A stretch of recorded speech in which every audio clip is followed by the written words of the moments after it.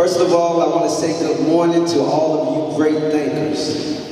We as a group want to welcome you to one of the most epic and historical events in America. The CDCG LLC staff will be introducing the life path, the golden journey, and the tools that will be preparing you to be reformed in a systematic building society. You'll be brought out of darkness and plugged into a group of team players that allow you to freely think, to freely advocate for yourself, and light your path to a successful lifestyle. If you can you give a huge round of applause to our awesome team? Come on, man, you can do better than that. I said, can you give a round of applause to a huge team that has been built to serve you? Wonderful, wonderful. We really appreciate that. And with that being said, we will now bring on Mr. Kenneth Jackson. Give him a hand clap as he comes. Good afternoon. It is truly a pleasure for me to be here on today and to share with you the information that you all are about to receive. You know, I came into cdcg through Mr. Skinner, meeting him at an anger management conference, and we had the opportunity to speak in front of a group of individuals about child support. And while I was speaking to these individuals, let me tell you a little something about myself. I'm a retired Virginia Beach police officer. So you would wonder, well, what's this police officer doing with these ex-felons? That seemed like a conflict of interest, but it wasn't. Because I've never arrested somebody that I didn't have some kind of empathy for. And because I have empathy, I'm able to put myself in their shoes. Because from where I come from in Newark, New Jersey, it could have easily been me incarcerated. Not necessarily because I committed a crime, but just because I was in the wrong place at the right time. And there's many guys that go to jail for nothing. They're falsely accused. But because I had empathy, I put myself in their shoes. I saw the grace and the mercy that God had on my life and heard Mr. Skinner's story. He drew me to him. He drew me to him to where I wanted to be a part of what he was doing. So this gentleman stands up in the audience and says, hey, you arrested me. And I'm going to say, you sure it was me? It wasn't another cop that looked like me? No, it was you. I'm sure it was you. So, you know, my guards is going up. But then the young man said, you saved my life. Now he went to jail for 10 years for a murder. Somebody killed his brother, and in return he killed somebody. But he said, you saved my life. And all I did was speak some words into his life on the way to the jail. I spoke to him. He was 19 years old. I said some things that might help him. And after he got out of my car, I said a prayer for him. And I left it at that. But then this guy, 10 years later, he got tattoos. He can put on about 60 pounds of muscle. And he said I saved his life. So that in itself let me know that I'm supposed to be working with cdcg. I was called to help Skinner in his efforts. I saw his vision. I connected to his vision. You know, he wants to empower people to be entrepreneurs, to open your own business. You know, and my story is like this. I always count myself as the Wizard of Oz. I'm the wizard. When you pull back the curtains, I'm just the wizard. But I'm the one that's here to tell you that you do have a brain and you can use it. I'm the one here that's going to tell you that you have a heart and you can use it. I'm the one to tell you you got the courage. And we're going to show you tools and ways as we travel on this life journey, on this golden journey. And this is my school called life. It's an acrostic for living and future enthusiasm. And at this time, before we go any further, we're going to ask you to stand for a moment of silent prayer. We'll now bring on another entrepreneur, Brother Aaron Hines. Give him a clap as he's coming.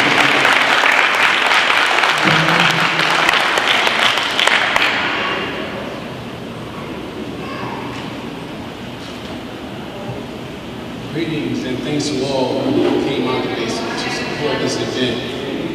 Whether you're here to support or whether you're here just to learn more about the cdcg. We appreciate your time and your interest in our movement. Thanks especially to everyone here who has ever served in the time and are now here reaching back to help some of the others that are in the same situation that we were in, facing the same adversities and hardships that we were facing. Thanks for not being one of the ones who got out and wanted to just sweep the whole situation in the world like it never happened. Thanks for being there. While it was a humiliating and tough experience, I can understand the sentiment of wanting to put it behind you, but I find that sentiment is unfortunate and sadly flawed. For one, it's something that you could never actually put out your mind.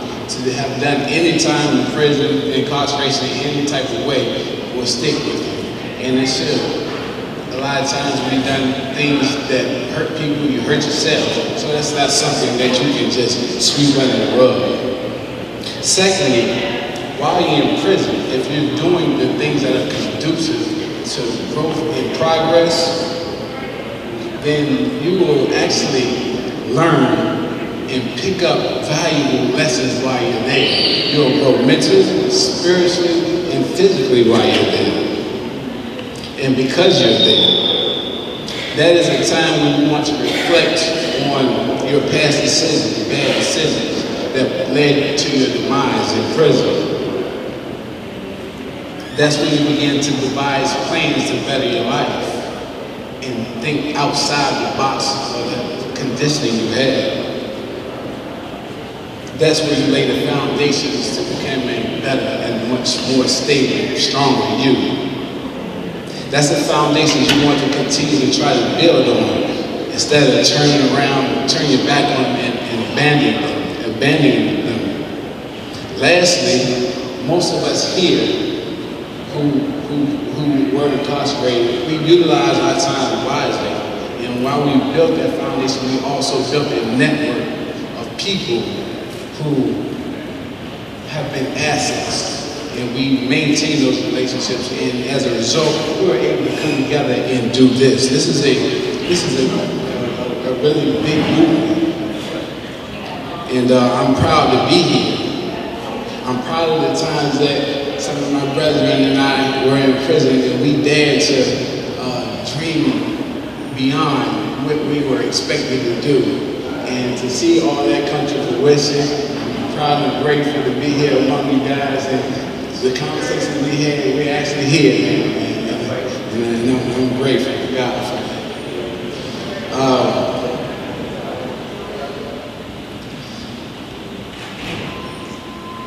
I was asked by my brother Amar to come here and speak on why I own my future. So very briefly, I'll give you my reasons why I own my future. I own my future simply because God blessed me with the ability to make decisions for my life that ultimately shape how and what my life will be. And I'll say that again. I own my future simply because God blessed me with the ability to make the decisions, sound decisions, that ultimately shape how and what my life will be in the future. The blessings of having a sound mind and body and a spirit to do what is morally right are all the tools you need to be successful and overcome the stereotypes and the barriers that we are faced with.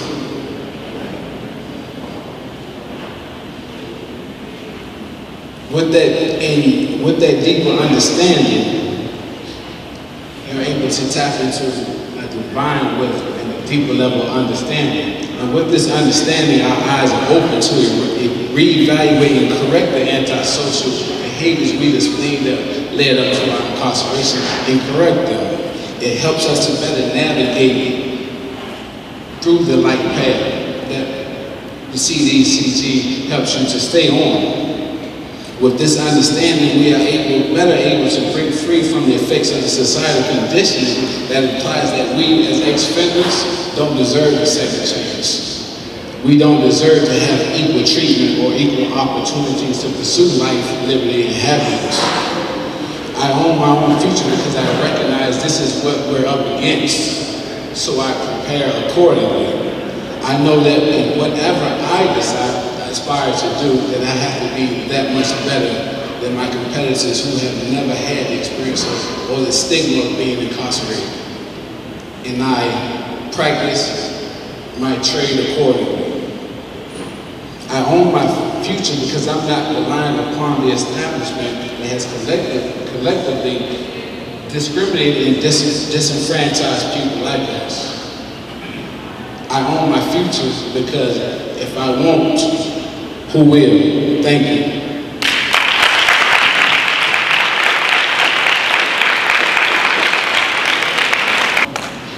All right, we'll move right up our itinerary. We'll now bring on Brother Sharif Amir. How y'all doing today? I want to thank you all for coming out first. Thank you all for coming out again, first of all. I want to first start off with Hosea 4:6. It states, "My people should perish for lack of knowledge." And that's what we're dealing with today. I was brought upon to speak about why does man write his own future and his own past based off of his vision. And I want to say, first off, it's a saying that goes, you'll never know how you got to a particular point if you don't understand your past, you don't go back and look at it. And that's the situation with me. I did 12 and a half years in prison down in the state of Texas. Now I've been out 6 years. And I got like less than 2 years before I'm off parole. But when I first went into prison, I had a mindset of bettering myself because at the time I had a 7-month-old daughter. And it was a pattern that was repeating itself.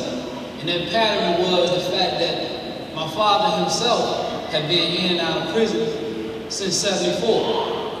And I was born in 77. So it's a cycle with that. And I knew from that first night when I was in the county jail, I knew then that I had to do something for myself to better myself, or if not, that cycle was going to continue. So what I did, I thought it was the best night of my life, actually, and I knew I was facing a bunch of time. This is my first night in prison. So what I did was I sat down and I figured out a plan. And I was in the state of Texas, and I'm from Virginia. So I'm in a gang-related Texas, in an area where cultural differences and different things like that, gang-related. And I had to figure out how was I going to be able to maneuver amongst these sharks and still be able to ameliorate my situation, make myself better. So what I did, I analyzed my past. Analyze the different mistakes that I had made before, the different things that I had escaped, and even I escaped and things that resurfaced again by the maladaptive behavior that I continuously displayed to people that was around me, and they ended up giving me a 20-year sentence. So what I did, I started going to school. I started writing. I started looking at successful people, reading successful people, they biographies and different things like that. Because I knew that I was gonna need these type of reassurance to know that you can go through some struggle and you can come up out of it. So I was able to work on that vision that I had for myself the day they did release me. And then when they did release me after 5 times of getting set off, being delayed parole, after they were saying I was a model inmate, I still stayed true to myself because I had a seed. And I could not continuously keep that pattern going.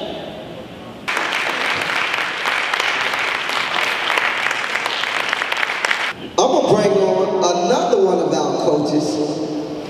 Look at that bright smile. She's ready, she's adamant, she got great information for you. So I want you to welcome her to the stage, Sister Lavita Jones.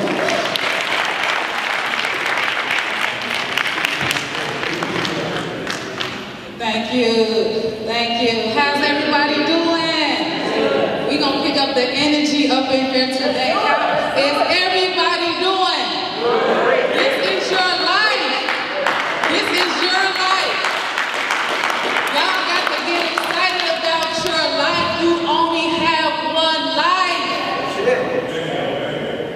You give life. We have to win in this life. I love life. I love it. I just want to first say thank you all for coming out. I want to say thank you to each and every coach that's up here today. We all come from a multitude of different backgrounds. We all have different assets that we bring here today to bring forth to help one another out. Like everybody up here said, this is a group, this is a team effort. Nothing is done alone. We understand that. We may feel like that when we go through things, but really, when we come out of our shell and we open up to another, then that's when things, the life path start. That's when we can get excited and enthused about our life. I got the random back of what my brother just said from Brother Amar. I know Brother Amar for some years now. I know your girl here. I love him though. I just love him because he is an awesome guy. He met my son maybe 3-4 years ago, and he seen on his own that my son could use a little mentoring, and he came and picked him up and mentored him without me asking him. That's awesome, and this is the same thing he's doing here for us today. He really cares. Y'all ain't look at him. Like he said, he is a great father, and he's a great father to those that he didn't even father. So that's awesome. He really believes in team and community, and so do we are. We love it to blaze this trail that he is blazing here today. I also want to mention also that this program here today is definitely a GPS for success for all. All that is open to plugging into it. We can do it. And that's the way we're going to go with that. Now, I did write a lot of notes because I really want to stay on point with what I'm talking about because I take it very seriously, this opportunity that Brother Mark gave me to talk today. Why are we here today? Why are we here? We are here to basically intensify your critical thinking. We are here so everybody can take a look at how we think. How we think. How are we thinking about things? What are we focusing on? What are the effects of how we think?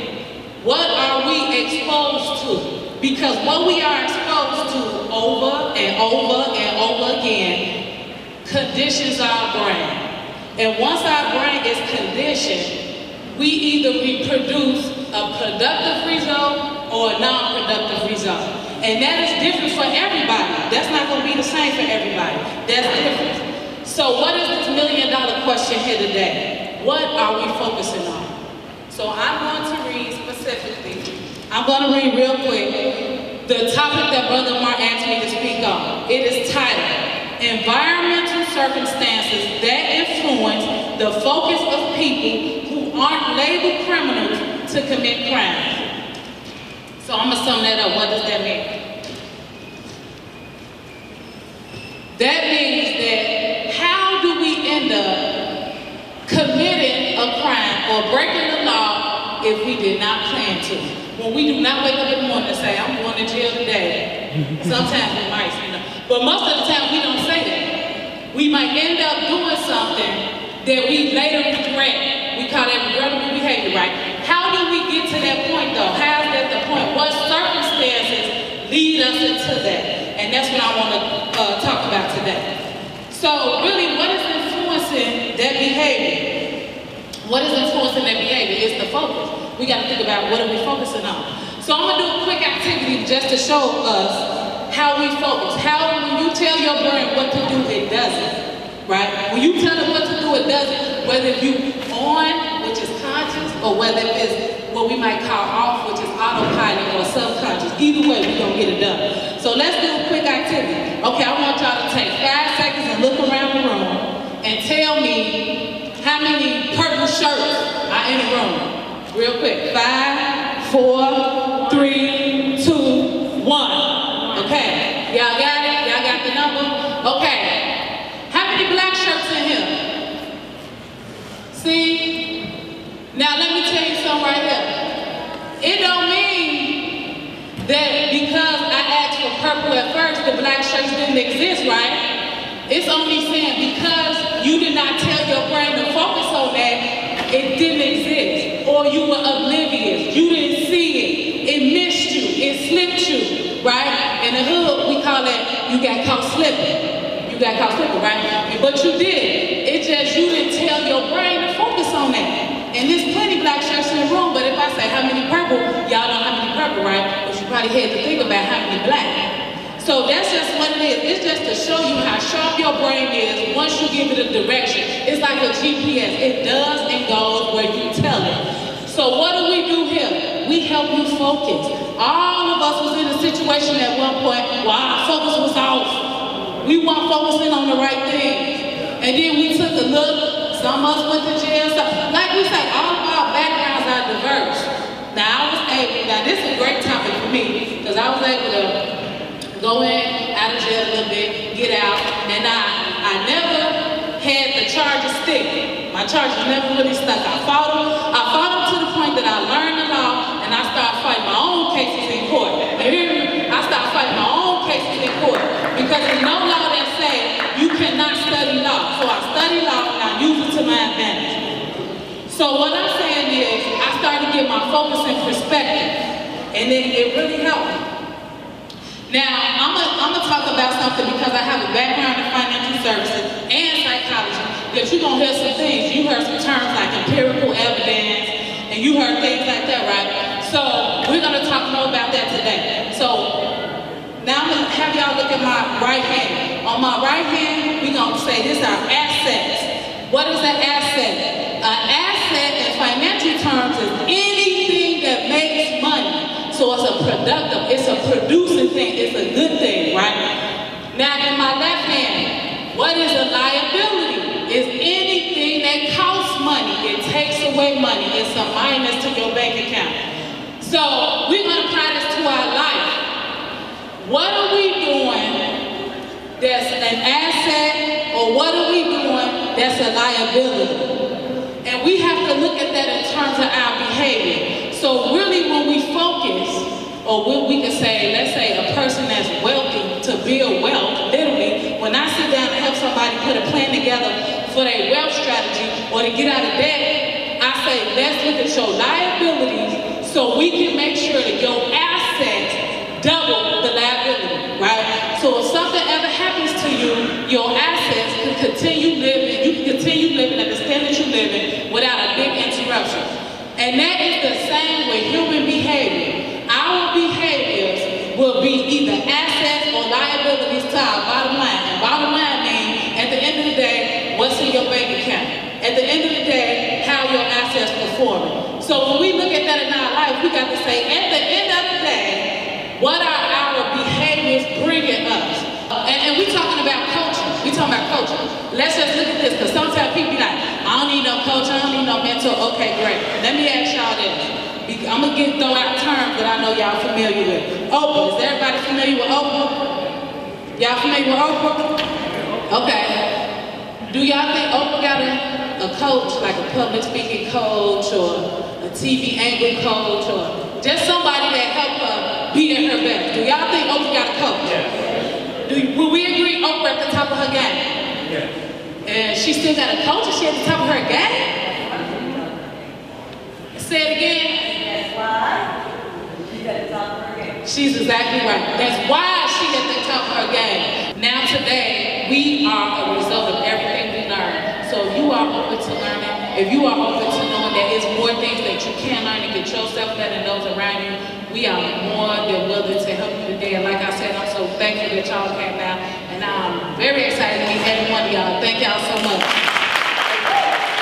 I am wonderful, wonderful. Give your great self a big hand. Give yourself a big hand. Give your great self a big hand. We have another dynamic speaker. This guy's a military guy. He's very knowledgeable of his surroundings. He's very knowledgeable about military. And he's going to share with you some valuable information and tools from the cdcg and his empirical evidence that's going to help you. So as we bring him up to this podium, can you give him a round of applause? I'll present to you Mr. Michael Lovell.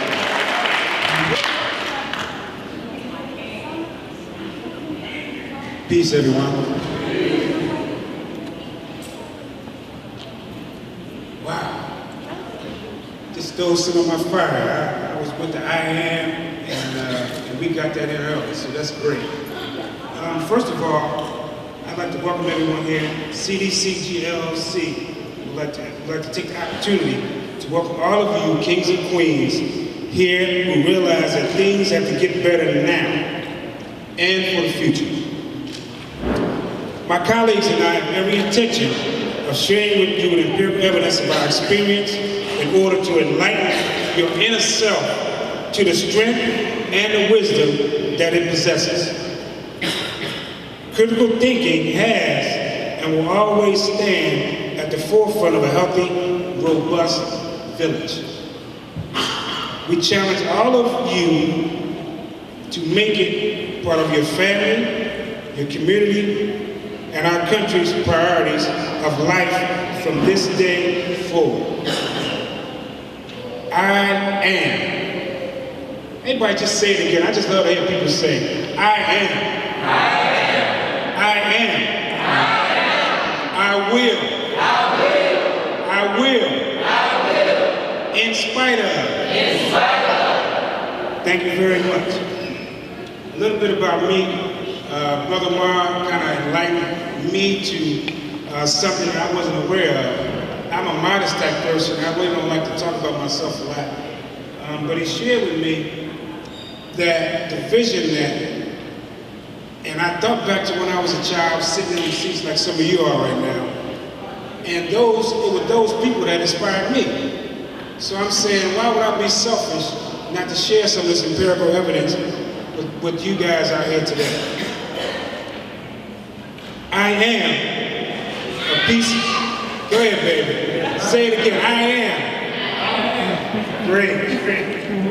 I'm a peace-loving, critical thinking king who came from the Richard Allen Projects in Philly, who has traveled abroad by way of aircraft carriers. How many people know what an aircraft carrier is? Sure many of you do, thank you. Vessels into different countries and communities, and I am here to tell you that you are loved, cherished, and respected immensely abroad. I'm here to tell you that because I've been there. Anybody can get excited? We meet you where you are. Now what does that mean to you? We meet you where you are. Anybody? Oh, okay, that's fine. That's fine, great. Thank you very much. Okay, we meet you where we are. We analyze your circumstances. Have we heard that somewhere before? What about a coach? Do they meet you where you are? Do they analyze your circumstances? Do they look at what you bring to the team and see where they can help? See where you can help the team? Absolutely. We build you up on a rock-solid foundation. Does that sound familiar to a coach's standpoint?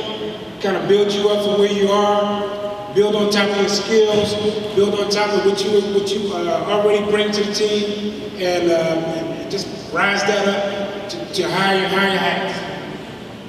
Next, we share life experience with you, and again, that's that empirical evidence. Sharing that life experience. The coach is going to tell you some things. When we was playing baseball back in the day, we didn't have this, we didn't have that. Those type of stories that bring you back to finding out where we came from and where we are right now. Next, we help you reach higher plateaus of critical thinking. Where you are right now, we build those things up to a higher plateau of critical thinking. cdcg. We share skills, practices that are based on fact. Anybody can tell you anything, but you know when you hear a fact, okay? You know when you hear a fact. You know when somebody's, as they say, blowing smoke up your whatever. Okay, we come to you where you are. At cdcg, we come to you where you are. Meaning, wherever you are, you have access to what we have for you. Thank you for your time. My name is Michael Glover. Give him a round of applause. I think that was great. I think that was wonderful. We definitely want to know who you are in this fight. I'll bring to you our next speaker, Brother Milton Parker.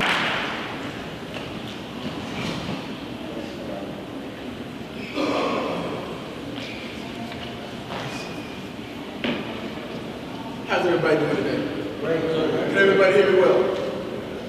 It's good everybody came out today and decided to do something constructive instead of something that is not that constructive. The brother pointed out the thing about the newspaper and about the news. The news is good news if you're trying to make money.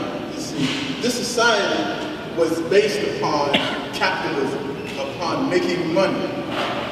So everything that's in the news is designed to tell those who are in the know how to make money or how to capitalize off of other people's faults. So when you see the news and you see it's bad news if you aren't trying to capitalize off of other people's faults, if you aren't trying to take advantage of people. Whenever there's a war, that means there's some way that they can make money off of that war. Go over there and sell them weapons and you get cheap merchandise. A lot of us don't know that that's how many of us got over here. Years and years and years ago when our ancestors were taken as prisoners. Now, another thing I want to say about this right here. This has shown that, yes, there's a way that they can make money off of you, as long as you don't know. Okay? 23 years ago, I was in one of those. Because they found a way that they could make money off of me. So what happened was, when I was in one of these, I went into the system. And that was around the same time when the industrial complex was rising up with the private prisons and all of that. With proposal exits, with the abolishing of parole and getting tough on crime, so to say. But they had found a way to capitalize off of somebody else's faults. While I was there, I decided to seek to improve my knowledge on things, to improve my outlook on things, to improve the way I see things, to see things precisely and exactly the way our ancestors saw them exactly and precisely and exactly. You see, one thing about our ancestors, they didn't just plan for the day, they didn't just plan for one family, for one individual. Our ancestors planned for community, and that's what this is about. All down through time, our ancestors planned for community. Now, my name, Milton Parker. I started studying, and when I started studying, I came into various different degrees of knowledge. And I took a liking to my ancient ancestors that left us many monuments in the land that we call Egypt. So I also know by the name Hepshara Amen. Hepshara Amen means the collector of the Raphos, or the collector of that sun power. That power that all of us collect naturally through our melanin and our skin. That power that so many people across the world and across the globe share in common. But it seems like it's us that are always the topics of making money. They found a way to capitalize off of our faults. One thing that they did, and what the brother before me pointed out, is the similarities between the military and prison. So, what we did and what our ancestors did before us was we built around community. So that community would be the central focus of everything that we do. You're here today because you have an interest in community. And you can be the vanguard to take back what we bring to you, to your communities.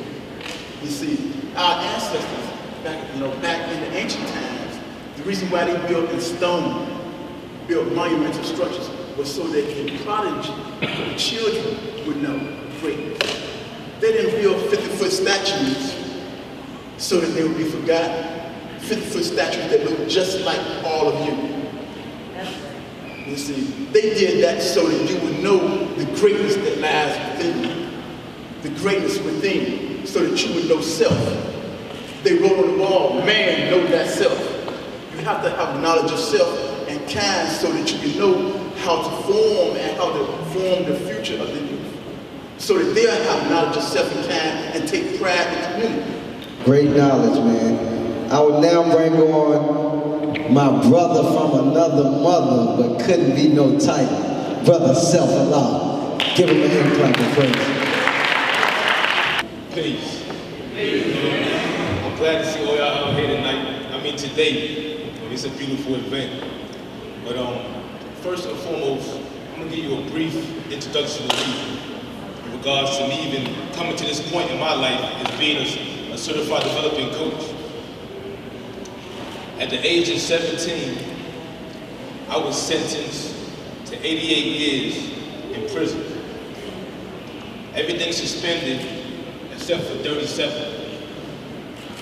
in which I was in prison from the age of 17 to 31 years, and I was released. Now, the whole process in regards to me being incarcerated, I was a child, lost, no identity, no direction in life. Came from an environment that was strictly destined for the average person to either end up in prison or dead. With regards to mentally dead, being non-productive for self and your environment, or physically dead. So during the process of prison going through, I remember during sentencing, the judge told me, this is a grown man in his probably his 60s, telling a 17-year-old, you deserve every day you do in prison. These are the words that I had to remember going into the prison wall, a child that was lost.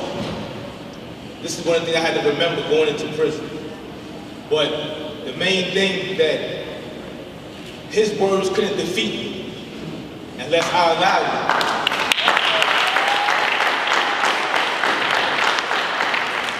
I'm not making no excuse for my actions, because what I did, it had to be a penalty involved.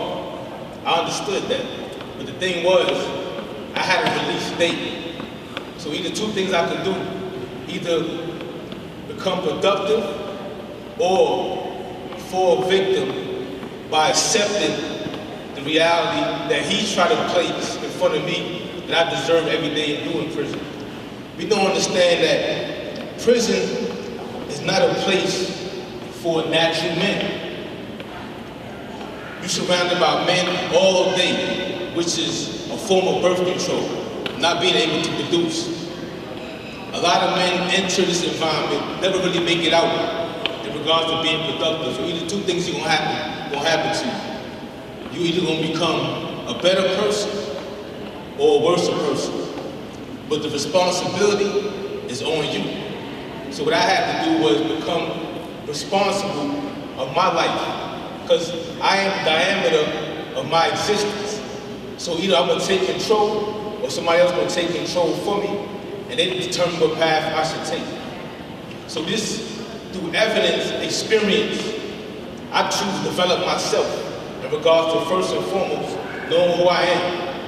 So the best education that any man can have, or any woman can have, is the knowledge of themselves. Knowing who you are, the source and history in which you came, and your purpose in life. But we all have a purpose. It's just the sad part about it. A lot of us is not in an environment where it helps us develop that purpose or talent. So therefore, we fall into the images that are placed on TV or our environment. And one thing about an image it takes so much energy to live up to an image because it's not you. So therefore, we remain lost in our environment. So by me hearing them words, and an individual coming to me and asking me the question that changed my whole life, he asked me, who are you? And that's a question that I had to ponder on for many years before I even came to that answer. 2 years to be exact. I didn't know. A lot of individuals think they gangsters, thugs, whatever the image that shaping the mold how you think, eventually you're gonna manifest it in your actions. So identity is key to knowing self. And that's what we here as certified development coaches is to help you understand who you are as a person. Like I said before, you are the diameter of your existence. If you can't control self, in no way you possibly be able to control your environment. So you have to understand that self, knowing who you are, is the remedy or the key to making the initial stages of development, bringing out or advancing who you are as a person. So as time went on, the perception of prison becomes to change, because either I can accept this reality as prison for being a place of individuals who have committed criminal activities, or I can utilize it as a university or a place of development for me upon my release. But once I go through them stages and I am released from prison, it's not designed for me to achieve unless I choose to. Because the Department of Correction, keep in mind, in the places that they exist in, creates jobs for individuals. They create a system of manufacturing where they are making 100% profit off of our ignorance or our wrong choices. And that's what life is about. Life is about the choices that you make. Because one choice could put an end to your whole existence. So it is important for us to not always cast blame, but to also recognize, identify, and become responsible. And that's what we're here for, to bring or give you back your life by helping you become responsible, and you determine your future by knowing who you are. That's what I said in regards to history. The deeper a man can see into his history, or the further he's able to see into his future. That's why when you understand or what we are being taught in school, history is cut off at a certain period. Usually it don't go no further than slavery. Who wants to see the image of a slave and tell a child this is where you came from? That self-esteem level is going to shatter that child, which puts him in the image of wanting to be other than himself and don't even want to have nothing to do with his history. So he had to become familiar with who we are. That's one of the key things in regards of coaching. As the brother said previously before he was speaking, coaches identify your ability and try to place you in a certain position so you can excel, thus help the team to become greater. This is how we work together in team effort. And that's what we're here. That's why this group is attached to Certified Development Coaching Group, because we work together in conjunction to make sure that our mission is accomplished by putting our head together and becoming one in the mind. So for that, I'd say thanks for all y'all coming out. Peace.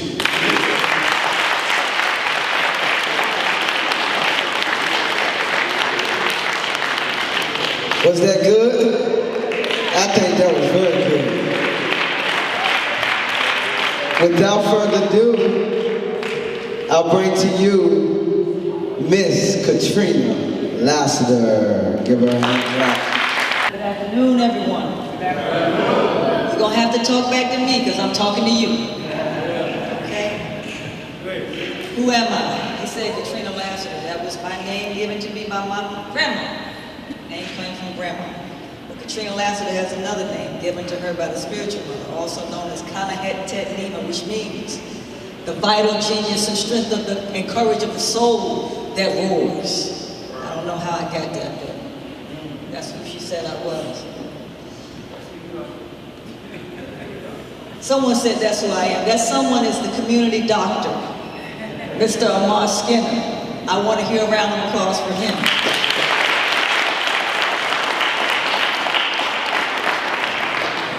Okay, I am the campaign manager for the Certified Development Coaching Group and the Felony Reform Conference. I can't say enough about how excited I am to be here today before you. There are a few things I'm going to share with you that none of the other speakers did. It's been my task and responsibility to make sure that this conference came to you today and goes from here clean across the country. We have begun a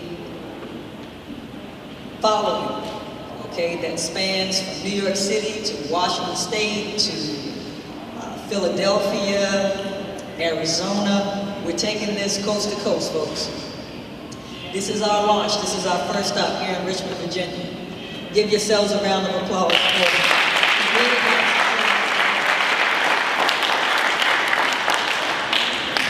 Mr. Skinner asked me today to come here and talk to you all about why the Certified Development Coaching Group is important and necessary. I thought long and hard about that. There are several things that come to mind. The short answer to that is, what are our options? What are our other choices? There's tons of services that's extended to ex-offenders, to persons who haven't been incarcerated, and they always seem to somehow keep us at a minimalist existence. So about the Certified Development Coaching Group, we're here, and Mr. Skinner has developed this organization to take us to another level, We have it in us. You heard the speakers talking about you and your history and where you come from and who we are as a people. Don't let anyone tell you or plant a seed in your mind that you are less than a king or a queen, because that's who you are. Hey, little kids, little children, these boys sitting there in front of us, those are little kings. The lady sitting there on grandma's lap, a queen. Don't ever let anybody change your mind or call you anything else. Don't ever accept anything else other than believing that you are great, because you are. Why the Certified Development Coaching Group? What makes this different? I'll step back away from the panel for a second so you can see everyone. On the end, I have a retired Virginia Beach police officer. I have a young lady beside him who fought her own battle. She was her own attorney in court and beat the cases. I have her husband beside her who survived the military, as did I. I have another gentleman who also did some time in the military as well as some time in the penitentiary. I have another ex-prisoner beside him. I have Mr. Skinner, an ex-offender beside him. I have Mr. Self Allah, another ex-offender. I have another ex-offender beside him, and yet another ex-offender beside him. And on the end, I got a school teacher.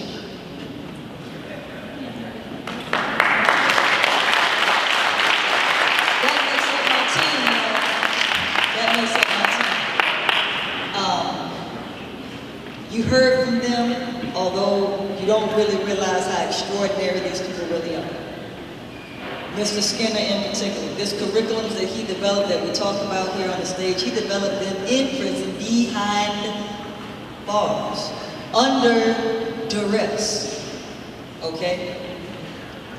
This is a story about a dream that's come true. Us standing here before you today, when I took on the responsibility as a campaign manager, you know, I started off scratching my head a lot. I had to stop by the hairdresser today and get rid of the gray hairs that I acquired in the process.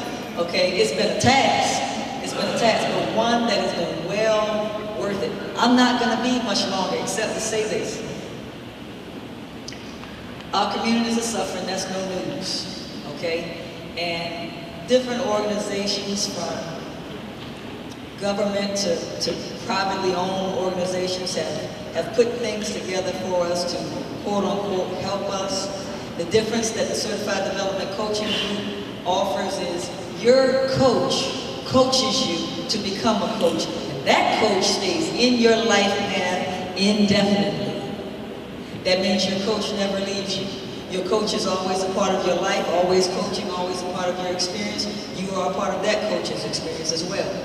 It's about connecting the dots. If you look around you today, we're in the Trinity Family Life Center. I think that's probably a religious, Christian sort of sounding title. but we have the Nation of Islam, FOI, here as security. And none of us are any of that except Mr. Amir there. We're bringing the community to get together. And we're solving this problem and we're not letting go. You have to be passionate about saving yourselves. You have to do the work, you have to persevere, you have to drive even when you don't feel like driving. You have to be awake when you feel like sleeping, okay? Because that's what I've seen Mr. Skinner and many of these folks on the stage preparing for this conference do over and over and over and over again. Certified Development Coaching Group is not gonna stop. We are relentless. We are relentless. We invite you to join us on this mission, on this path, and on this golden journey, because it is indeed golden. Thank you. Give her a hand clap for Freddie.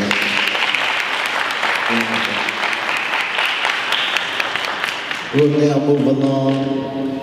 I'll bring on my cousin, who was the co-defendant of Mr. Amar in a murder charge. I'll bring him on right now. He have a parable. Give him a hand clap as he comes. Brother Dante Smith. Something that Brother Self-Allah said about the importance of knowledge of self. It reminded me of this parable, and I'm gonna give it to you. In America, people who wash their clothes are known as is known as laundrymen, whereas in India, people who wash their clothes are known as washermen. Washermen uses donkeys as means for transportation to carry the clothes back and forth.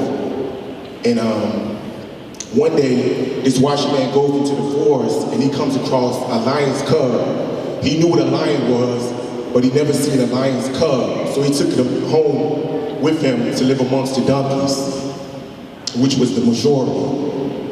As time progressed, this young lion played in filth like donkeys, hee-hee-haw like donkeys. He took on all the characteristics of a donkey. So one day, the lion and the donkeys decided to go to the river and play. As they're playing, an old wise lion comes out of the forest and was disturbed at what he was seeing.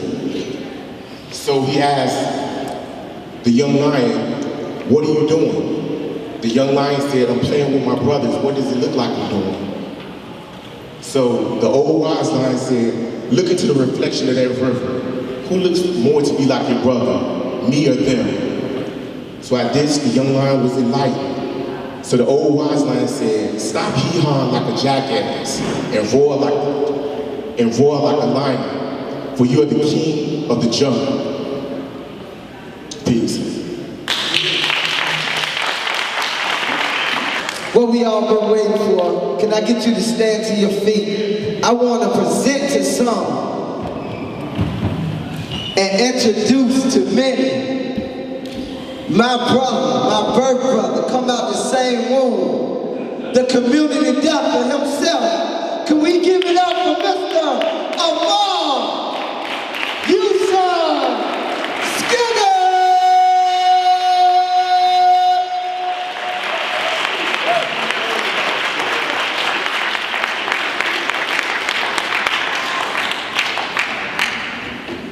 You all can have a seat. Wow. First and foremost, I want to thank everybody for showing up. And I have to thank my entire team, because without them, none of this would be possible.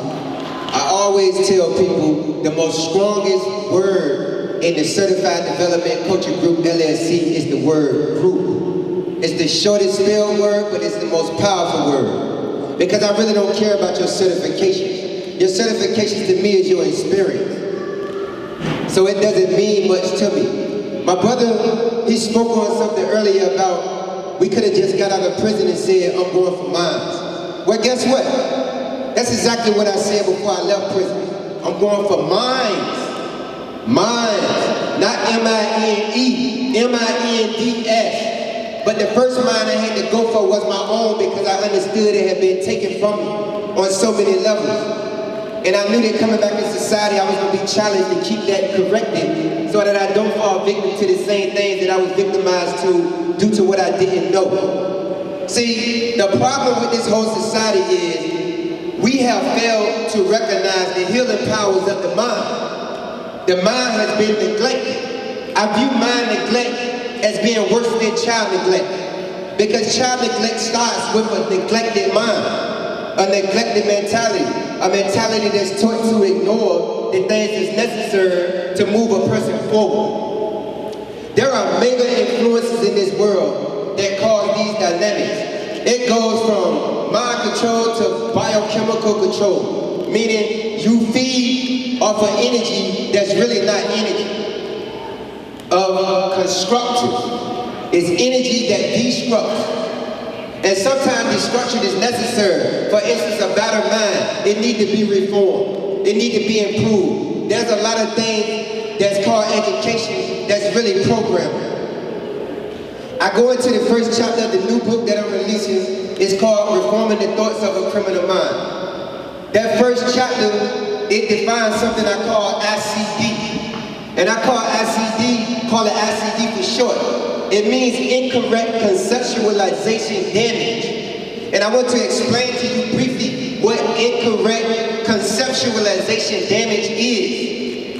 It's when you have been taught to gain information that you come in contact with, meaning retain it, receive it, in a way where you identify it as being truth and it's really falsehood.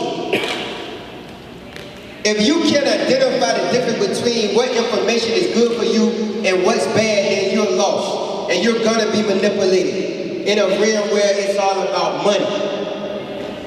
For me, it's not all about money because I understand money is not what takes care of you. The first thing that's gonna take care of you is you. And money is not you. Regardless of what you think, money is not you. There are so many influences that money causes to develop as power forces that we accept, and we give money the power and take ourselves into a powerless position. People are sold for money all the time, and didn't just start with slavery. And it's still going on today. You see it in all the religious practices. You see it all over the world in different forms, political, economics. People are being sold in so many forms. We have to kid us, we have to take our life back. And now it's a lot of people that's arguing about McAuliffe giving fellas the right to vote. I need the people that understand that they have a mental problem that I call sick. If you think that I'm gonna condone anyone who would go against someone who gives me a right to vote because I am an ex-felon, you're crazy. You're crazy because you're asking me to accept as being less worthy of society than you are. I would be a fool to accept that. See, when you deal with mind neglect, that's one of the examples of the things you accept as being okay, simply because it's political. It's not okay to try to judge a person's life as being worthy of just a vote. Because first of all, the votes really ain't what matter to me. I want to make sure that you're not trying to take my life. So give these fellas their life back, not their voting rights itself. Give them their life back. What I mean by that is so much life has been taken from these guys to the point where they're dysfunctional. This life has been taken. They are unemployed in vast amounts. They are homeless. They can't take care of the kids. Their utilities is not paid. They have problems. I see this every day. I get calls from prison every day. I get calls from guys out in society that's been in prison every day. And I never would turn my back on them. That's my community. They say everybody have to stand for something. I believe that you put in your experiences to be an example of those who are going through it. And so I don't neglect my experiences because I know it's my empirical evidence. And it's more powerful than anything that's theoretical because it's facts. Your empirical evidence, as many of these guys spoke on, is what they've been through. What they had to endure to get to where they at.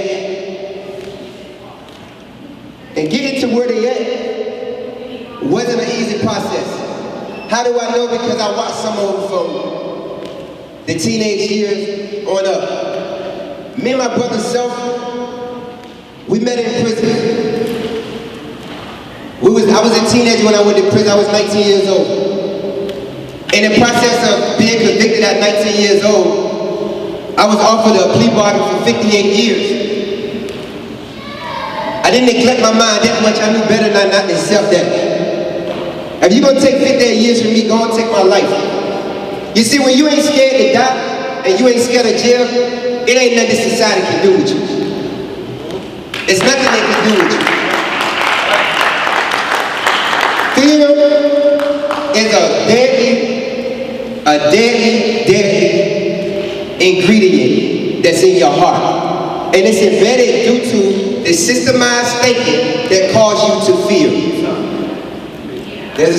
Can you hold for 1 second? Because like I said, I get calls from prison every day. And here's one coming in right now.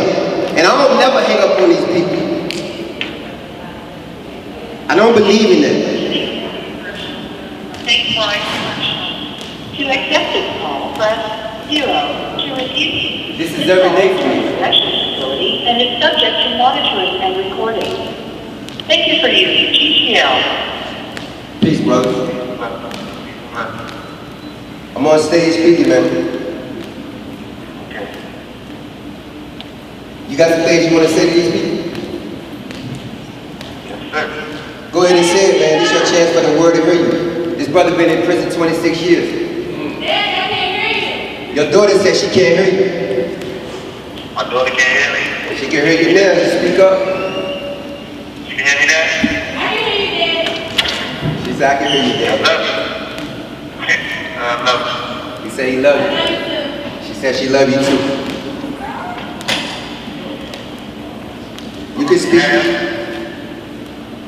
On behalf of millions of prisoners locked down, ready to leave, I give you all blessings.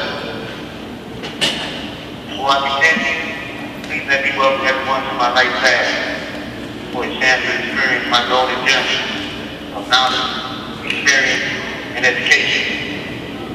Without being to introduce myself, my name is Amin Allah. I have been incarcerated for approximately 26 years. Personally, I take full responsibility for my actions. I'm extremely remorseful and ask for forgiveness every day of my life. It is ironic that this public more confidence falls on June 25th. 25 years ago to this day, I received my time in local safety court. I became chief victim justice. And before I start speaking, I'm ready to share. Oh, that I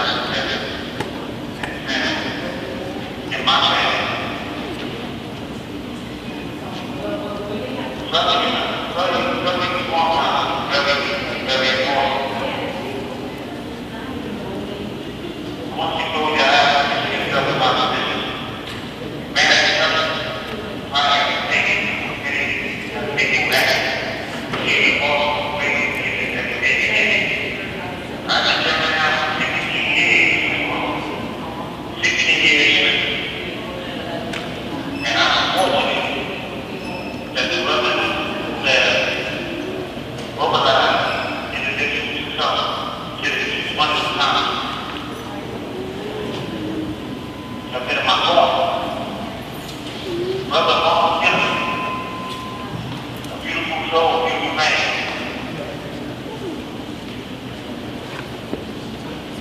I met him in 2001, and all the questions.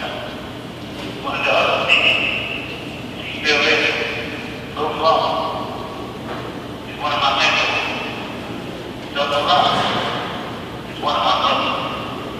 Came to me, spoke to her last week. Beautiful visit. All of them are there to give you words of instruction. I want to open the pages in my building. I want y'all to know and understand that what we dealing with in this prison industrial complex is much bigger than all of us really know and understand. This prison industrial complex is something that was generated 4 decades ago. that's happening now has been free fight. This is nothing that just came out of the blue. This is something that was orchestrated to keep a race of people in their place. The black man, woman, and child have become obsolete in society. We're no longer needed in this American society. So, what individuals thought about and orchestrated was knocking up the mass majority of them. And those are our black males.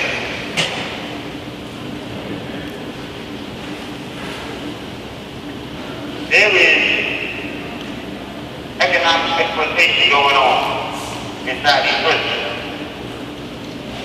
Many individuals are making tremendous profits off of being locked up.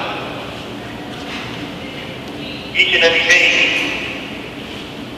people make huge profits off the stock investments on Wall Street. There's a lady named Catherine Austin Fitz who came about with the science of how prison stocks are valued and how I am a prison stock. The taxpayers pay $25,000 a year to keep me incarcerated. So for 26 years of my time being incarcerated, it comes up to $650,000 that taxpayers have spent on me alone being incarcerated in the system. Think about it, $650,000. If you add on to the fact that I spend maybe $50 a month, you add another $15,000 to $20,000 on that bill. And to my family and friends who send money, add another $5,000 to $10,000 on it. So just to be alone, they have reached a profit or income of around $700,000. There has come a time when these doors are supposed to be released. But public reform will never happen unless we understand the economics of it. We were brought over here in slavery 400 years ago. I asked them. 400 years ago. And we were not brought here to be part of this social, economic, education, or political institutions of this country. Our blood, sweat, and tears constructed the United States of America. If the truth be told, they have committed felony after felony after felony after felony and have done no time for what they have done to humanity. But for me, committing one felony and being remorseful for it, I have been turned down 16 times, not knowing when I was being released, doing everything in my power to come home to my family, doing everything to come home and clean up my system, clean up my actions, do the things that I was born to do. But a lot of people have a vested interest in me being locked up, or, for that matter, the mass incarceration of black men all throughout the United States being locked up. Why? Because we are counting as a value per day. We are profit for each day, for each head of a prisoner. It's over $24,000, $25,000. Now I'm going to say some things that may seem like I can't, many of you are, but the thing is that I have over 25 individuals who had any of us. One of them, we are living, I think it's got an ultimatum or about $1, you know, so we got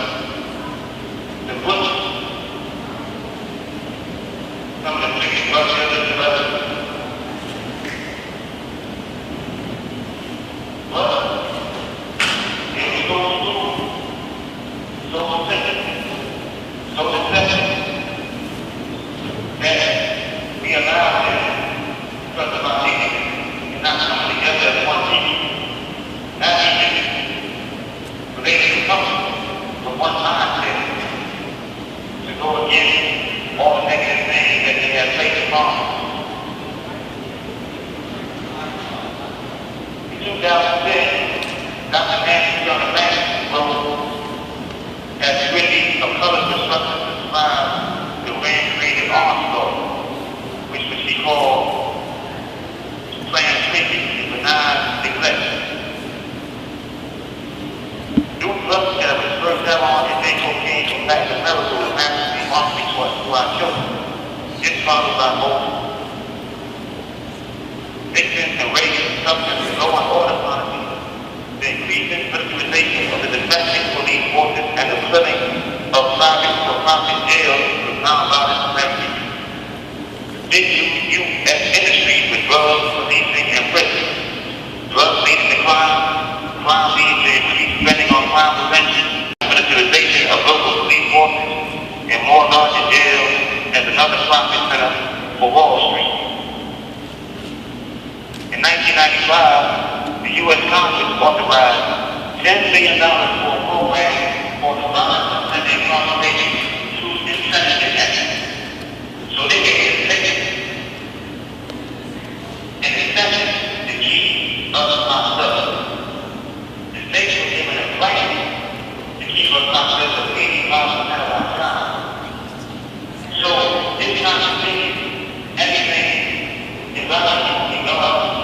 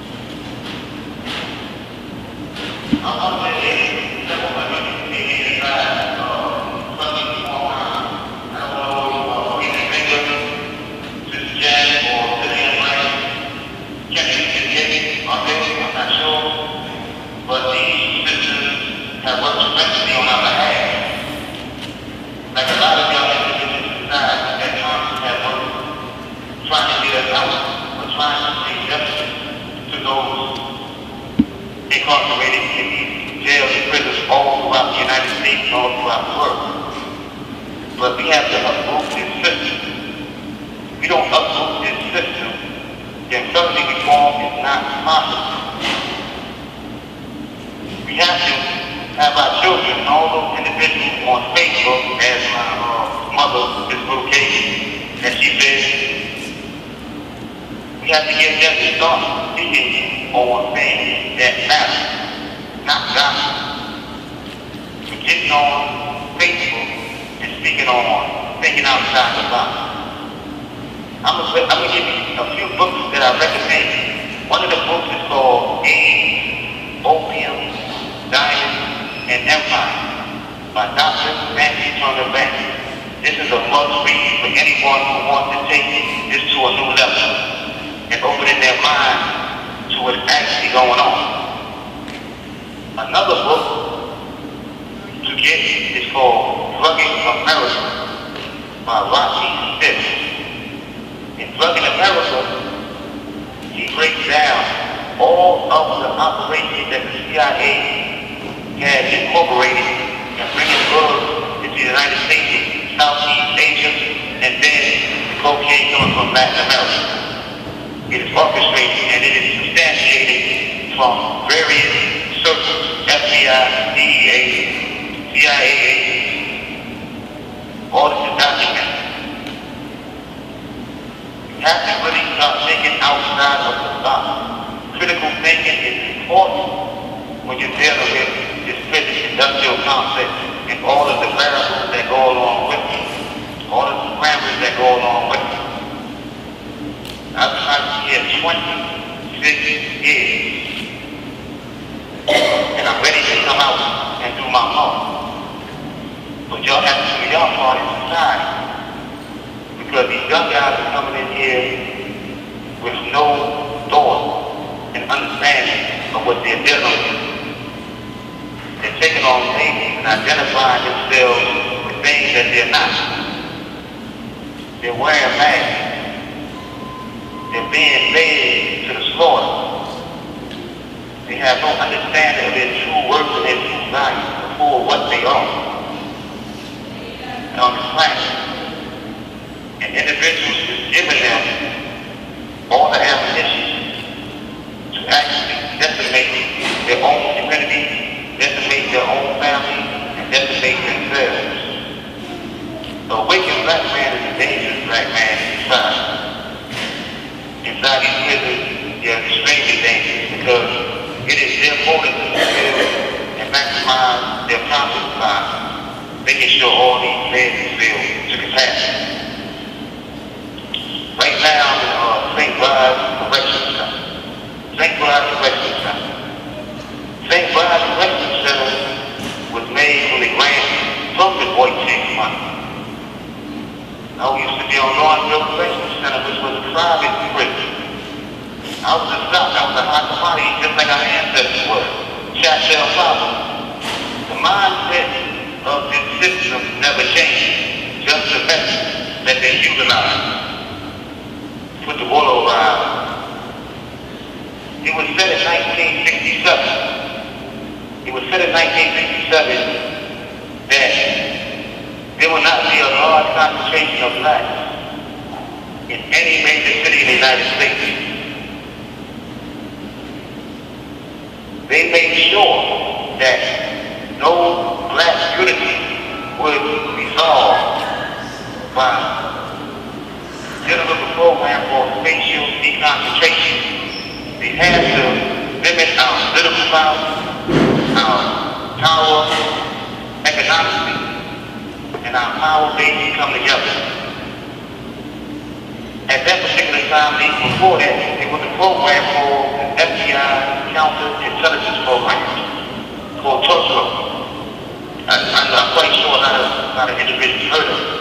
But they were mandated, listen to what I'm saying, they were mandated to make sure that there was no black organization or black leader that could come out and unify our race.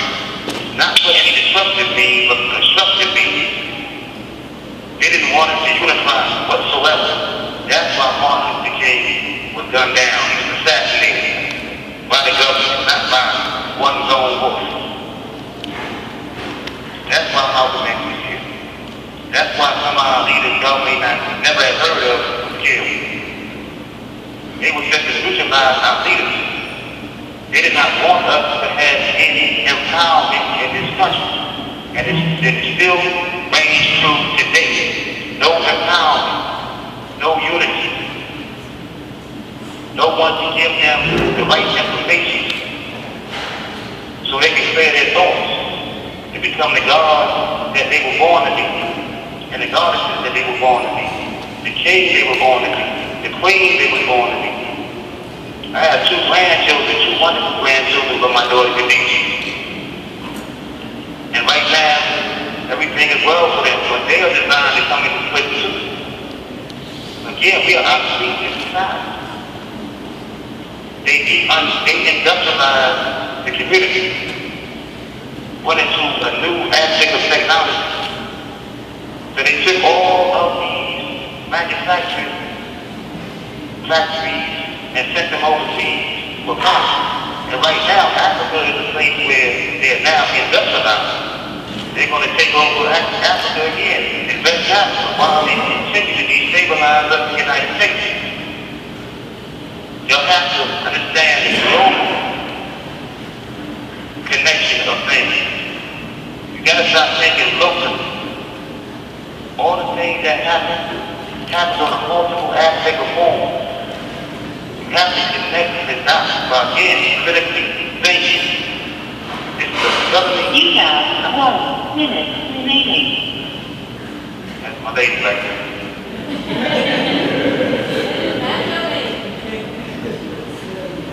Amen. Yeah. I'm about to hang you up. Peace. Yeah, I My want. brother, I love you. I love you too, man. Call me later.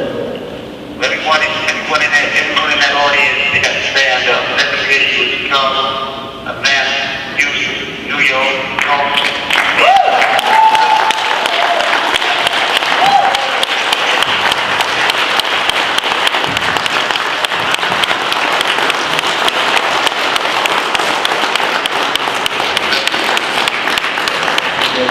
Your grandson right here, man. Look at that. We got him, bro. True indeed. I love you, man. Peace. Thank you.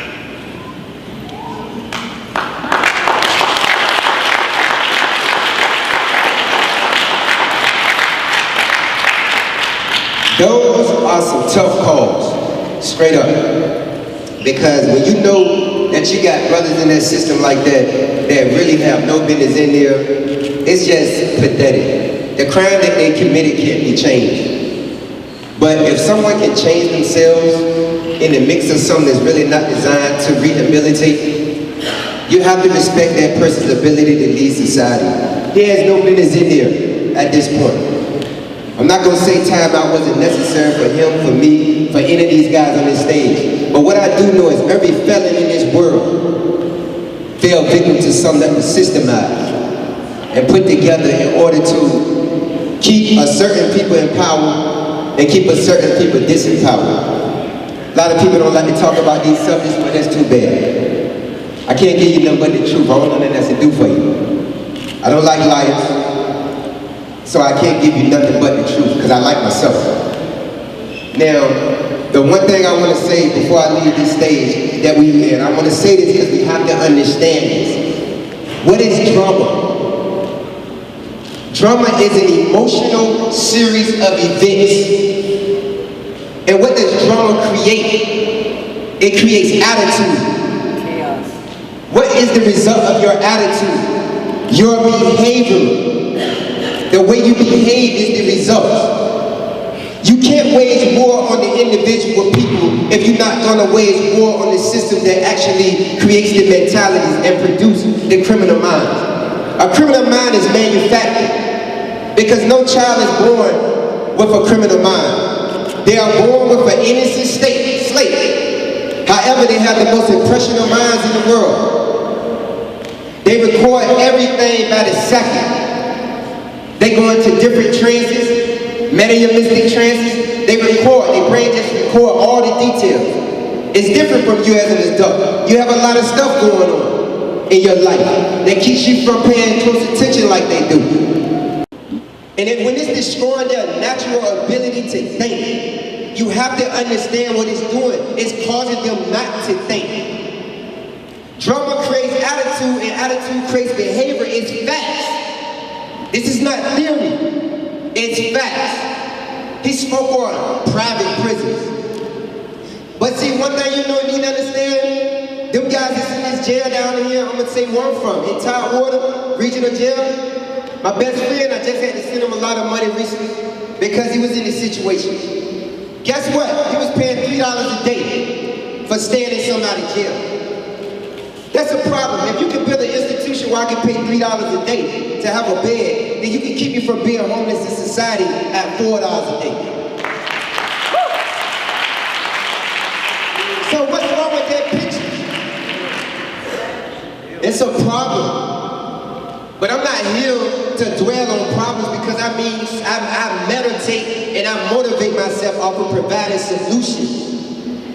So problems, you can bring them. I'm conscious that they can be solved. No matter what they are, they can be solved. You won't break me down. They done tried on multiple occasions. You won't break me down. Simple as that. They trying right now, but it's up to me to submit to that. See, one thing people miss in life that you have choices. Everything that appears to you, it ain't the real truth. And when it's not the real truth and you stand on truth, you'll move it right out your way. It might not go away in an instant, but you better believe it'll subside if you keep pushing. But if you give up, you're going to reap the results of giving up. See, you was given a power and it's a sin to give up. You was given a power that allowed you to carry on. When you neglect that power, you do yourself a disservice. And that disservice puts you in a position of misery and frustration. When you get a lot of people knew about this event and they neglected to come here, they'll reap the results. That's the reality. When you stand for cause, you get protected. I deal with metaphysics. Metaphysics is the realm of causation.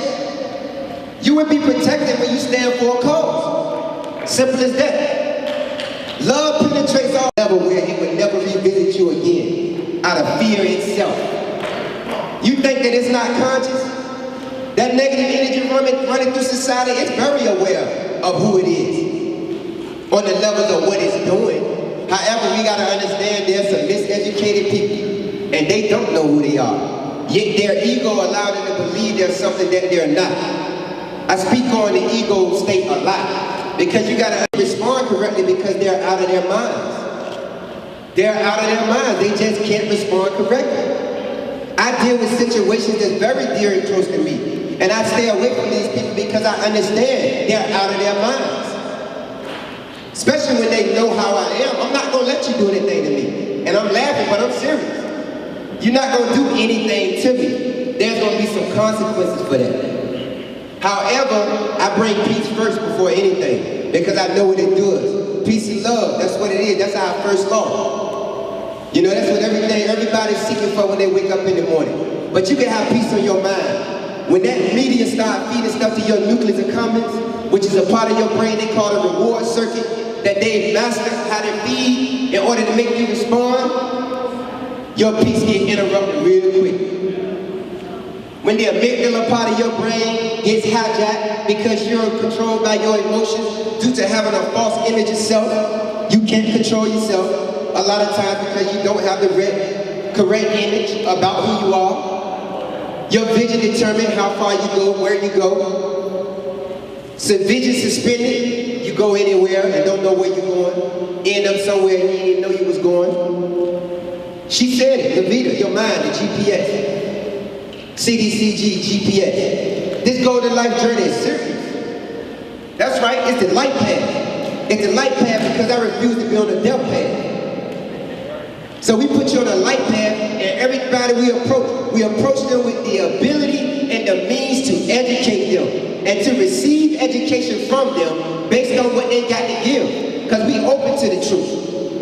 You got something you want to give us, give it to us. We accept it. That's why we as a group, you don't come in here with your degrees and your education at the Certified Development Coaching Group. What you bring to the table here is your experience. I want to know what you've been through. What can you emotionally identify with and read? Because part of dealing with people successful is being able to read your emotions as well as theirs. Because when you can read people's emotions, you can give a correct response. Because you can give a response that's not going to jog their emotions the wrong way. Sometimes that may be the desire. So we give the response that jogs them the wrong way. Not to say that that's the immediate desire, because I'm sure when people start doing something negative to somebody, it's something that's been done to them on certain levels. It's not usually people not just waking up saying I'm going to hurt somebody. Something's been done to them. So you got to understand what's being done to these people that's just going out here and shooting somebody. What type of program are they dealing with? Because there is a program. Now which one they dealing with? Hey, it varies. It varies, because there's a lot of dynamics to this. There is not just one dynamic. That's why there would not just be one conference on felony reform. Reforming the felon means improving the felon so that they won't commit felons, so that they won't commit misdemeanors. It's not just the job of the Certified Development Coaching Group to provide safety for society. It's the job of the whole. That's why we call ourselves a group. It's not just our job. It's over 3,200 people in America locked up. It's not something to ignore, because that could be you. These non-violent offenders, they may be locked up with a life sentence simply because they stole shoplifting 3 times and got caught. These states putting them down. My brother was speaking on it earlier about the woman in Louisiana. Yeah, the amazing part is she had to make bond, but she haven't been charged yet. They're debating on bringing her up for charging. So I'm confused. Why did she have to make a bond? Why did some lady neighbor have... I can't go into too many details, but I'm gonna leave you with this. I'm gonna leave you with this, man. Mind. And I tell people this all the time, I have an acronym for you. I'm so full of thoughts right now. My most important needed director. Most important needed D.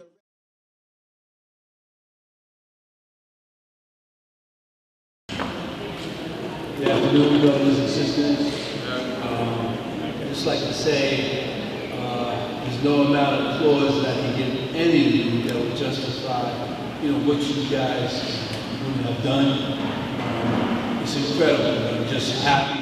Michael Glover in New York City, in South Bronx, and projects. It reminds me of a story. A brother of mine, I think I was in junior high school then. We all took our different ways. Some played basketball, some were lovers, some were drug dealers. Well, he wanted to be a stick-up kid. And he got caught armed robbery. Didn't see him in 10 years. One day, I happened to walk through the neighborhood and I see him.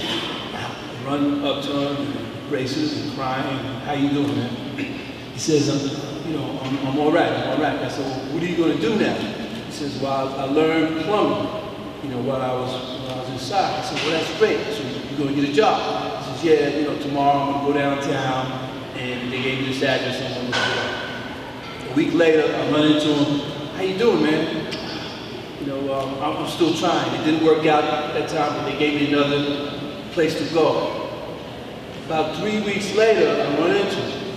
He said, how's it going, man?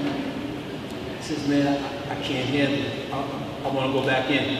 I said, what are you talking about? You just got out. He says, man, I just can't handle it out here anymore. I didn't have the answer for him. And, in my mind, I thought it was crazy. And I'm just thinking now, if there was brothers like you then, where there was a support system, he wouldn't have, what he wound up doing is the local drugstore, he put a cloth around his hand, he stuck up the store with his finger, and they busted him, and that's how he went back. But I'm saying, if there was brothers like you and sisters then that were there, he wouldn't have went through that route. And I just, commend you brothers for what you've done, and the strength that was just exuberant. You can't feel it, but from the audience, I mean, it was really moving. And please continue on what you were doing. And I'm going to talk to Kenny later. If there's anything I can do, if I can become a coach or something to that effect, but please. Thank you. Thank you, brother. And you can't become a coach. We all have a coach today. That's what we do. Awaken coaches. Good afternoon. My government name is Scott Young, but I'm known as Matthew. That's not just a name that I've been doing that for 34 years. But when you master your mind, you master yourself. And then you do right. Everybody say there's not a choice, but you can make a choice. You just gotta make the right one. I came from New York City, Brooklyn, for this. I'm emotional right now, because this is my dream. On the 21st of this month, I've been on 6 years. Still struggling.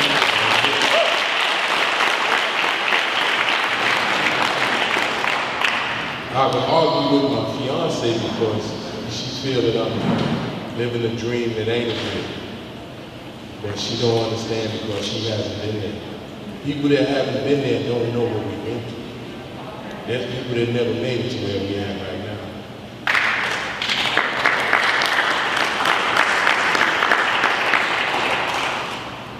This here I'm taking back to New York City, because we're going to spread this.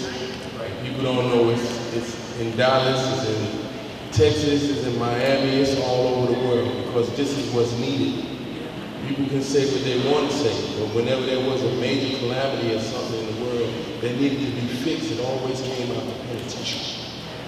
Or people that was locked up, that had their time on their hand and really put it in. And if you think I'm lying, read the Bible. Jesus, Daniel, David, here they come. Because they told the truth. And I'm proud of every one of y'all up there. You too, young lady. I know they didn't say ladies, but I'm here. I'll correct that for you, but it didn't mean no harm. I love all of y'all. Because we're one mind. And we know what needs to be done, and this is going to be the greatest thing that ever happened. That's right. Right here.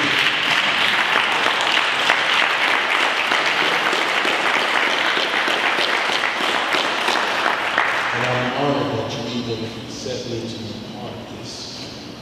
And I will travel the world to give this word out, because the truth will always be there.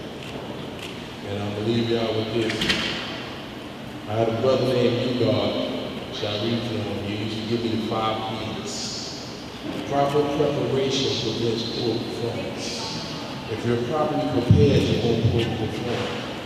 And people say, I don't have a choice, but you got them 2 seconds of the millionth of a second before you do anything. And you can use that. And always remember one thing, God got you. So, in attendance with my brother, Blue G is my brother. I did a term myself. I just did 14 years. I've been home about a week and 3 days now. And he told me to come out. Yeah, he told me to come out, man. He said that I would enjoy this, man. He said, you know, they have become the inspiration. So, and I wanted to see what that reality was. So, and he told me about the brothers on the panel and different people that I need to, that's the company I need to keep, you know what I'm saying? I was asking you about the brothers and their transition as far as the length of time y'all have been home, man, and I gotta say I'm inspired, man. You know, I know it's hope, you know what I'm saying? After the long trek, you know, I'm inspired to be here, man. I thank y'all for just letting me come out and just, you know, in this atmosphere, it's still going on. It's still some unity in this world. Though the madness is in, you know, in the circumference, but we can get through it though, you know what I'm saying? All those clouds of deception can be washed away, man, with a pure thought, you know what I'm saying? I've reformed myself as well as far as my thinking patterns. So it's now time to put it to work and use it, you know what I'm saying? I know that it's possible. So with that, I said thank y'all. I just want to start with myself first. The young lady who spoke about going to jail, I'm sorry myself. I went to jail a couple of times. It's been 16 years since I got in trouble. I had a powerful leader, God bless his soul. He died, Grandma Jackson from Brownsville. The whole community wrote me a good letter that got me out of jail, out of trouble. I had to say thanks to him. And I'm speaking on behalf of my 3 men I had in jail. My son, my husband, and my 2 sons. It hurt so much. Because I feel the pain. My best friend right here, I came with her family. That was her brother on the phone. And it brings me back to my son. My mother lost my mother last year. And they brought my son down from prison. And it hurt me so bad to see my son shaking up in them chains. And it just hurt us so bad. I couldn't even take it, almost passed out because I just couldn't believe my baby was in jail. I didn't even know that he's doing these things. He's out there robbing, stealing, jumping over cows and guns. I was like, his mama said, what he did? Because he's so quiet. He didn't ever say that he was quiet. But he was out here doing everything. I guess I was in the project up in New York, Brownsville, the roughest part of Brooklyn. And I didn't even know these things were going on. Like I said, I got 3 men in jail. And I just need some help. I need some guidance. I need something. I don't even know where to go sometimes. I'm just lost and confused. And I'm asking our brothers and sisters if I have something that you can help me with to get you through this. Because I'm lost. So I'm asking for some help here. You know, I talked to the young man right here earlier. I was explaining him what was going on. He told me he would, you know, get with me, I guess, after everything. But I appreciate this. Because I've never seen nothing like this. She called me this morning. She's like, come to the conference. All right, I'm gonna come. You know, God, I guess, led me here.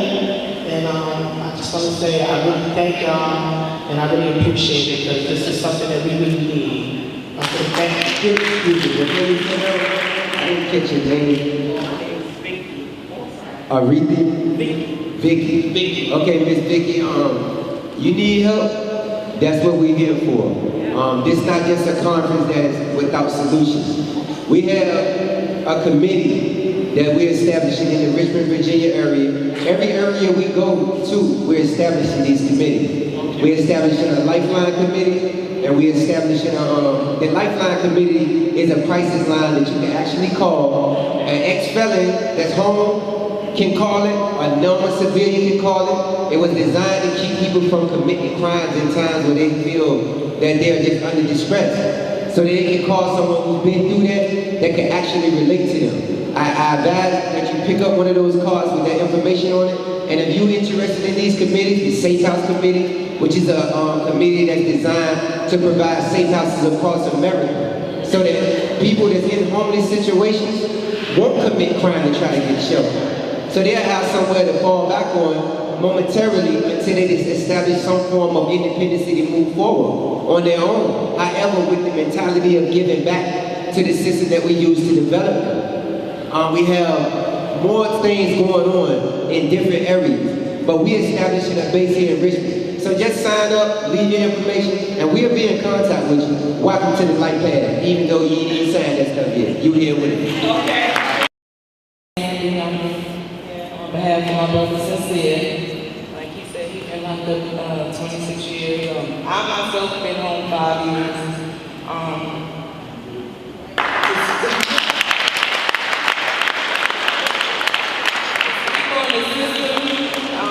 It's not set up for us. It's set up for us to fail.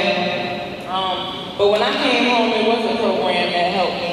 They sent me to classes. They got me a job. But my other brother, my little brother, he just got sentenced to life and 40 years for a crime he didn't commit. It's okay. To see them send my brother away for life. For something to do, and my older brother is there 26 years. It's just sad. I wish it was more than I could do for my little brother. To sit in that trial and hear all the allegations. And I just knew he was coming home. And I was like, if you sit here and hear what they said, you know he's walking out of that court. And when they came back with life, I was like, for what? Like, it's like you still get railroaded. It was like a modern day lynching. Like, y'all didn't hear what I just heard? Y'all didn't understand that this man wasn't even there and y'all gave him life? Like, they just throwing our brothers away and it's like nothing we can do. And I've been writing organizations and writing even TV shows and emailing them and trying to do something. Like, you know, I've been to prison, but I did my crime. So I understood when they gave me time. It was my 3rd time in prison.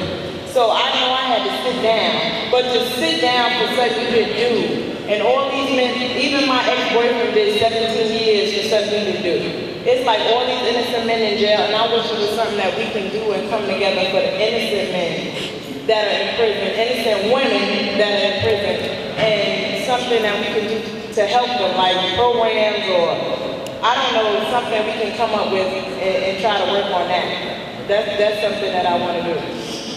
Well, we doing it. Those curriculums out there, that's what they're designed for, to establish a means to actually bridge the gap between unawareness and awareness about the conditions that we can change. And all I can say to you, it's a lot said in a few words. You get on the light path too. You get on the light path and you leave us with your information so we can come. Me and your brother like this. You know, you're a sister of mine, you're a sister. So, you know, you get on that path, you keep in contact. We establishing some stuff out here in Richmond, and we need forerunners like you that's willing to move forward on these subjects.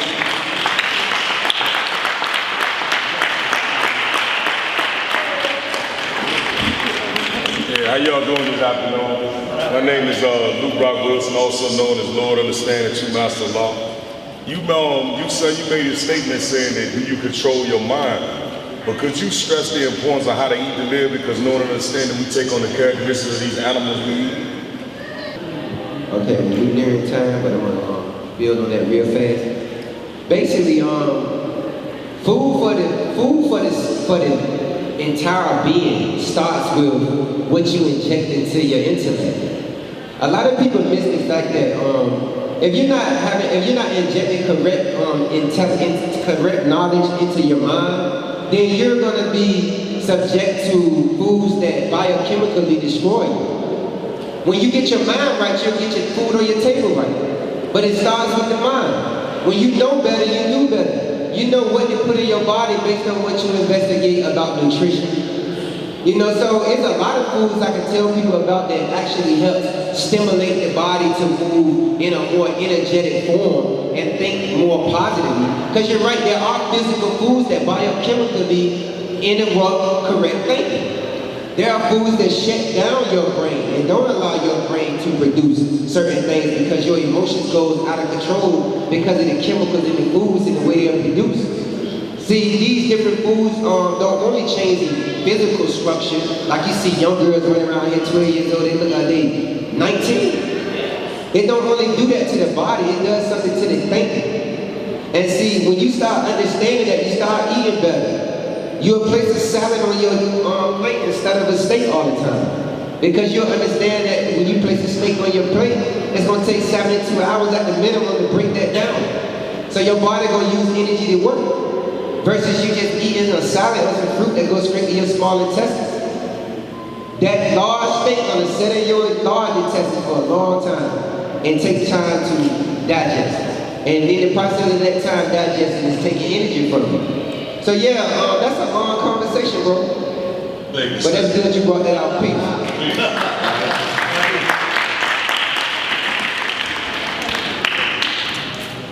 Good afternoon. Good afternoon. My name is Tiffany Lee. I did miss a little bit of the ceremony today, so I did miss out on a little bit. My main question is, well, first I'd like to say I'm honored to be here. I feel like this is my place. Thank you. I just recently found out that I have 2 felonies on my record. Fortunately for me, I didn't have to do too much time. I just recently had gotten to a situation with my young daughter. I have 7 children, and I got a new situation. And the situation that I got into was because my daughter couldn't fill the image that her friends wanted her to fill. So it fell on me, and I ended up with another felony on my record.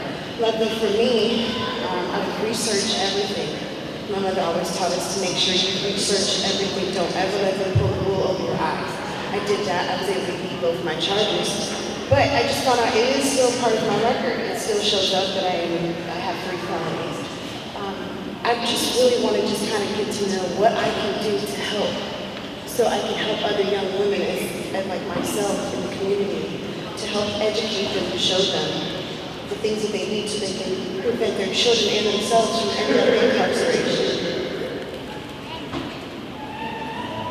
That's a question that we deal with every day with our parents in regards to what they would do to help their child. And that's what we're here for. The life coach are here to coach parents, help their children identify with certain things to make proper decisions. Because like I said, it's always about decision making. Because ignorance, they want to tell you, ignorance is no excuse. And the thing is, provide the truth as a light, which is the direction that's needed for a person to grow and develop. So it's important that this is why we're here. This is definitely why we're here. Yeah, and to add to that, I gotta send a message to the families too. When these situations occur, when these are like her situation, we have to start showing up in the courtrooms together. We have to let them people know that we're not alone, and that this subject of pretty much injustice is being heard by more ears than just the ones that they're trying to punish, due to the fact that they're standing up for themselves and not just saying, I accept your plea bargain. Because that's basically what it is. You're in court when you don't accept the plea bargain. You're in court, you're on trial. And in these cases, we have to unify. We have to show them that we want justice by all means necessary. A lot of people talk justice for justice or else. I want to know where they at. When we call a call like this and they heard about it, I want to know where they at. Because this thing is not just falling on deaf ears, it's falling on people who say they understand what's going on. So like, well, just know that we with you, and you will have our information to contact us too. All right, peace. How you doing? All right, my name is Roger Tyrone, and I have your card here, so when I need you, I will call you. I've been out of jail for 2.5 years now, but I I